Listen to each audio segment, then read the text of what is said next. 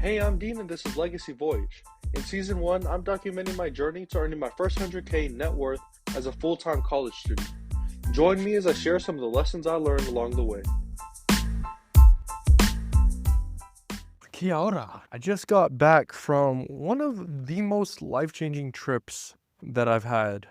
It was from New Zealand, which is why I started with the Kia ora, but I've only been on a couple of these trips where it completely shifts the way I think about life in general. And this New Zealand trip was definitely one of them.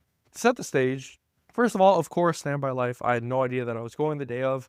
That's pretty normal stuff at this point. And as a high level overview of what we did, we went to Hot Springs, had a McDonald's burger over there, the Hawaiian burger, very, very good. Would highly recommend if you ever go out there. We even did skydiving. Skydiving was awesome, but my favorite part of the whole trip was the big takeaways I had as we were going through it. But the main reason that I went there in the first place was because my friend, his name is Tae Young. Tae is going after a world record.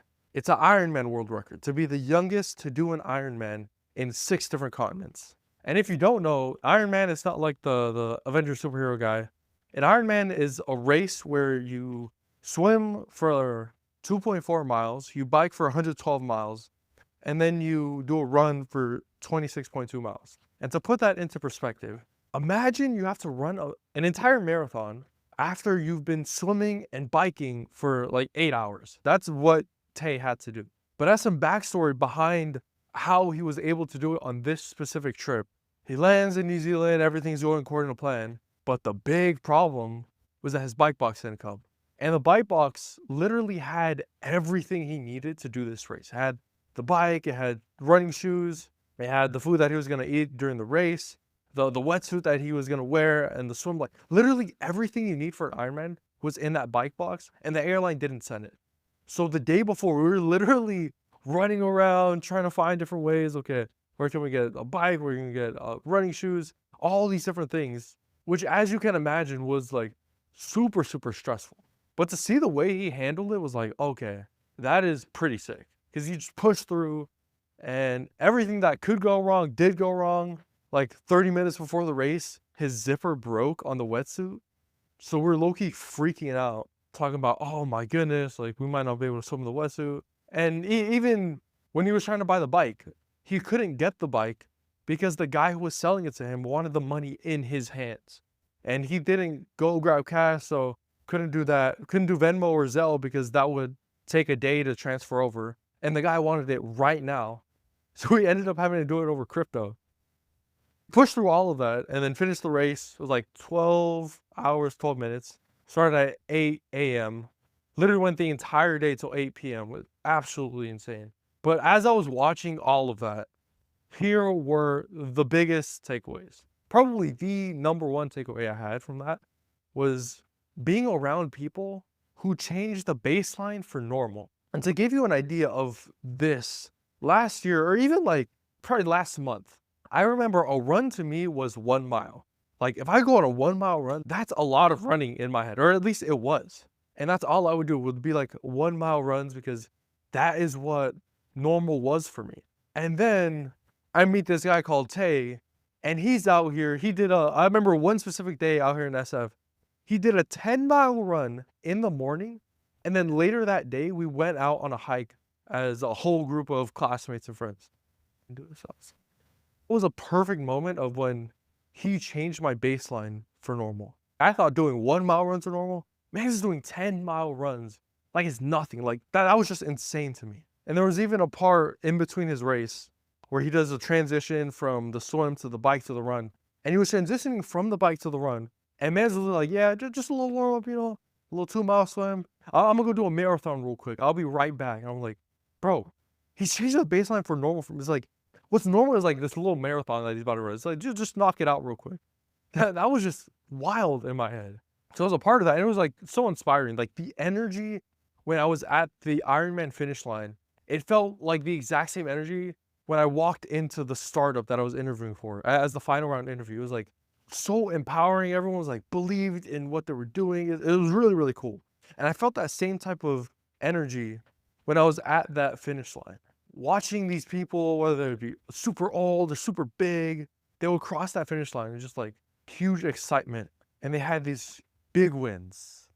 As I was at that finish line, I was literally contemplating my life, like rethinking to myself, look at all these big people, all these old people finishing this Ironman. I'm just chilling there. Like literally the entire day I was just doing nothing. So now I'm trying a new thing where literally last week, even the week before, I would have never thought it would be possible to run a marathon. I would have never even thought about it. But seeing this guy Tay and everyone else doing the Ironman, I was like, okay, I got to do something. So I decided I'm gonna do a marathon in June, and I literally did my first 2 mile run as Tay was doing his Ironman. And I'm testing out a theory I have where it's possible that when you start something, you suck at it. We all suck at things when we first started it, which is probably the reason we don't like it. The reason I hate running is because I suck at running. But even though I hate it, I'm still going to do it and try to build my passion for running. And as I keep doing it, I become better. I will begin to enjoy it more, and then it'll start this new virtuous cycle. At least that's the theory I have in mind, and I'm testing out right now in running. And I've been running for a bit now. So today I did like a 3 mile run, 10-minute pace, which is much better than what I did like last week. So slowly but surely improving. And as I've been running more and more, there's something in running that I noticed is the power of momentum. Because a big thing that happened while I was doing the race, or while I'm just running in general, is that when you stop running, it's so hard to get that same momentum again. So difficult. So it's better to just keep running the entire time and to keep the momentum going. Even if you have to go slower, I think, while you're running, it's still better than being so exhausted that you have to stop and then restart again. Because that's just brutal. So that was the story for this week with a couple of the big takeaways I have. Moving on to the next section, which is doubles of the week. This is 2 dubs and 2 L's that I took from the last episode. It's probably been more than a week, but still call it of the week.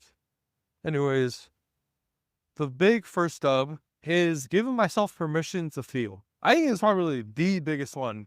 I'm reading this book right now, and I think I talked about this maybe in the last episode, but reading this book right now called Permission to Feel. And as a part of that, they have this app called How We Feel. And it's actually like a journaling app. It's a different take on a journaling app. And it's honestly been super helpful. Like seriously, especially for my mental health. Because it gives a whole bunch of info around emotions. And I'll actually talk about that later in the episode when I'm going over the book. But at a high level, giving myself permission to feel, that's dub number 1. And then another big dub is I made tons of progress building up. Not so much lately, like within the last week. But before that, I was literally like spending all my free time on building apps, which was a huge dub.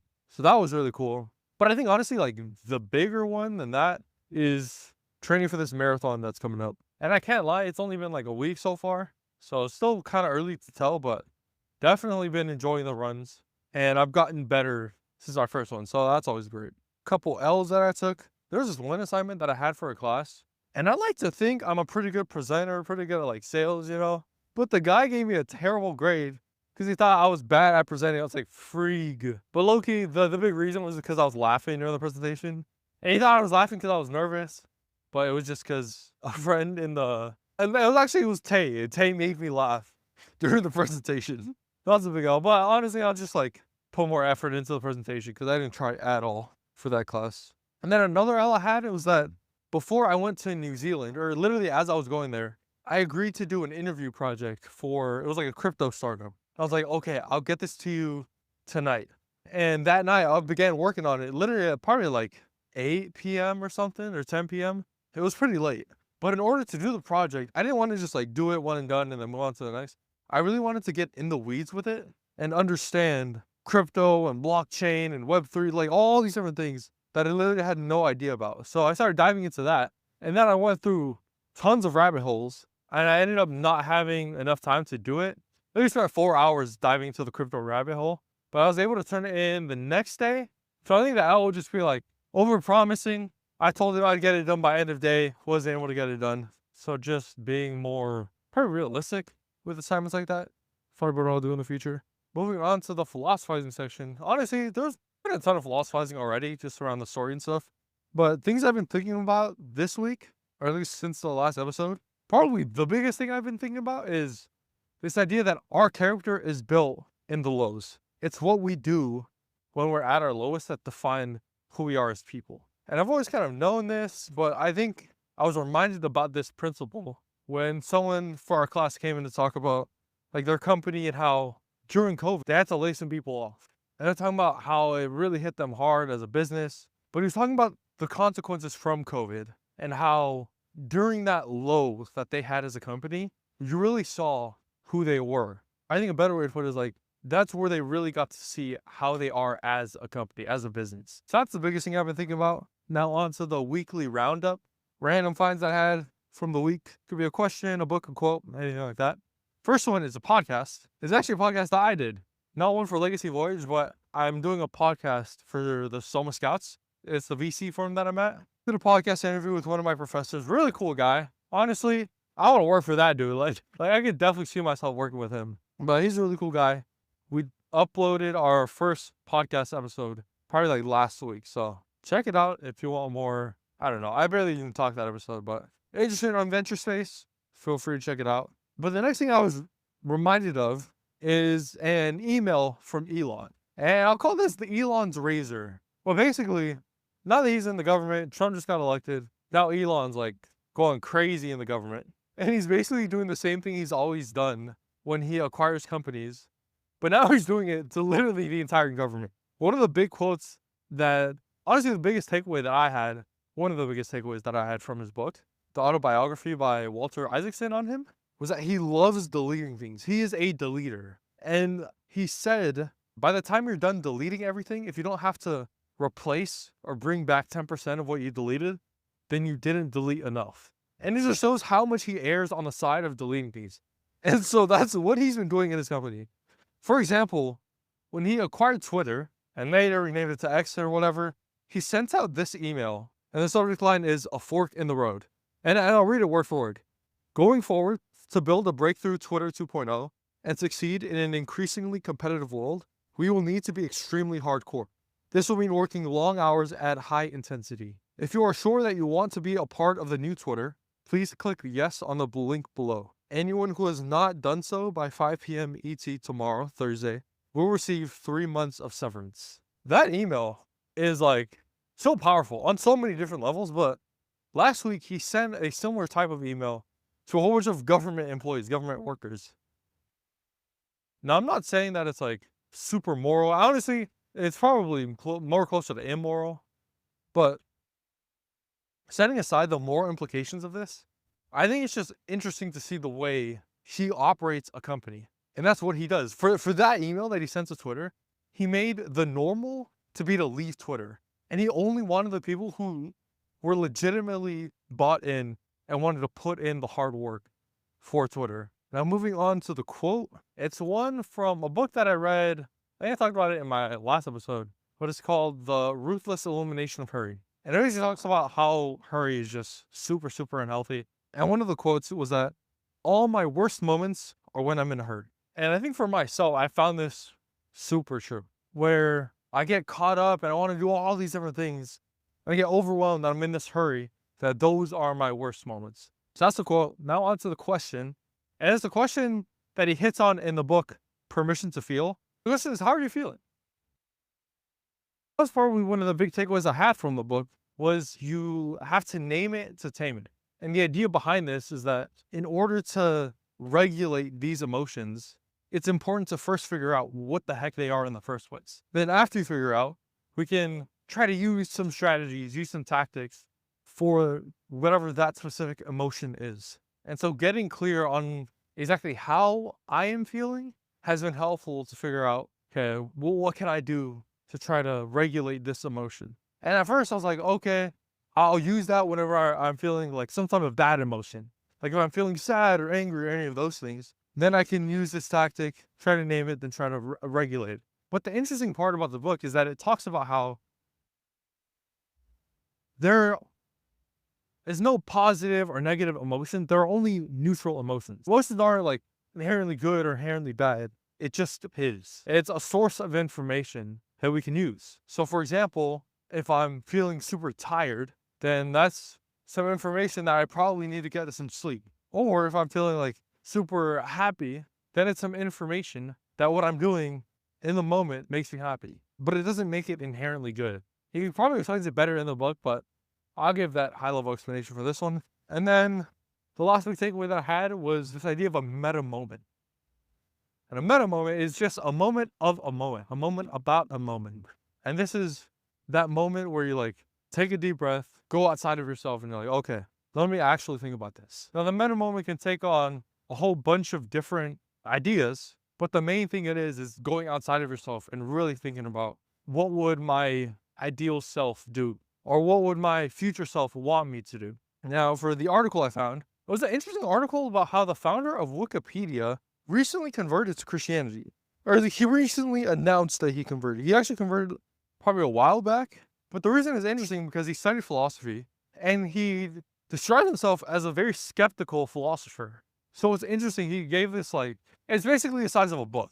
But his article that he posted online, and he did a YouTube version of it, just goes through his whole journey and how he ended up becoming Christian after being this skeptical philosopher. And finally, the last thing for the weekly roundup is a video I found by this guy called GamerGG. He's one of the mental health gurus or mental health people that I trust. And there was a specific video he did where he talked about the self-help industry and why it's kind of broken right now, why it kind of sucks. And there was this mental exercise, or this practice that he talked about in the video that I absolutely love. And I've been trying to use it more and more. But here's a quote from the video itself.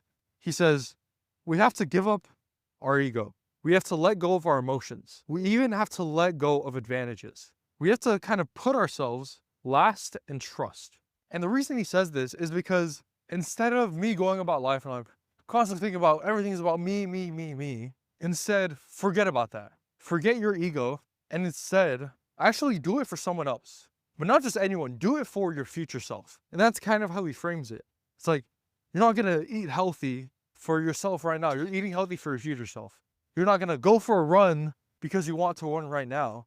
Go for a run because you wanna do it for your future self. And that's honestly my first day of running. That's how I talk to myself. Like, I gotta start training now. I gotta start running now as a favor for my future self in June, who's about to have to do a whole marathon.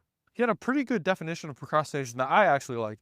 He defined it as your present self screwing your future self over. That definition I thought was pretty good. But now that the weekly roundup's over, let's move on to my life update. These are reviews over the 4 most important things in my life: my God, myself, my people, and my work, in that order. So first, let's go over my God. Honestly, I've definitely struggled a ton with connecting with my God, for sure. And I feel like I've always done this, even over the past couple of episodes. I open the Bible, I read it a little bit, maybe do a day or two of praying, but I'm never super consistent on it. So I think I want to find a way of getting more consistent on the Bible and reading it. And I think the way to do that probably would just be setting some type of goal. The reason I'm being super consistent with running is because I have this goal of running a marathon in June. In order to do that, I'm going to have to train right now. So I might have to do something similar for the Bible. Set a goal, okay, I want to finish it by this time, by end of year or whatever. But that's kind of the update there. Now on to myself. Definitely probably the best physical shape I've been in maybe ever. And I've only done a week of running, but my cardio is probably at an all-time high. And with that, mental health has been pretty well, especially with the book that I read, Permission to Feel, and being consistent with the journaling. I think I have almost a 20-day streak on it right now. So yeah, update on myself, feeling phenomenal. Now on to update on my people. Like I just mentioned, going on trips, love surrounding myself with people who change the baseline for normal, for sure. That's been super cool. Also going on a trip with some friends later today, actually. So trip after trip, man. And I feel like it would also be cool. Another side motivation for doing a marathon is to motivate other people around me. I feel like that'd be pretty sick. Because in the same way that Tay inspired me to go do a marathon, maybe down the road I'll inspire someone else to do something crazy and change what their baseline for normal is. But the last thing, update on my work. Honestly, I think I'm getting to a point where prioritizing is beginning to be I should probably start thinking about that. Or at least start cutting things out, because building apps on top of doing stuff with Roundabout, marketing stuff over there, on top of stuff with Soma, on top of school stuff, On top of the start that I'm trying to do weird, and he's like, it's a ton of stuff. I don't get it to the point where I start thinking about cutting some things off and refocusing on other things. But yeah, I'll give more updates on what I end up having to do or having to prioritize. Anyways, hopefully the audio came through okay. Today I was walking around the city, so hopefully it came through okay. But anyways, that's all for this episode. Catch y'all later.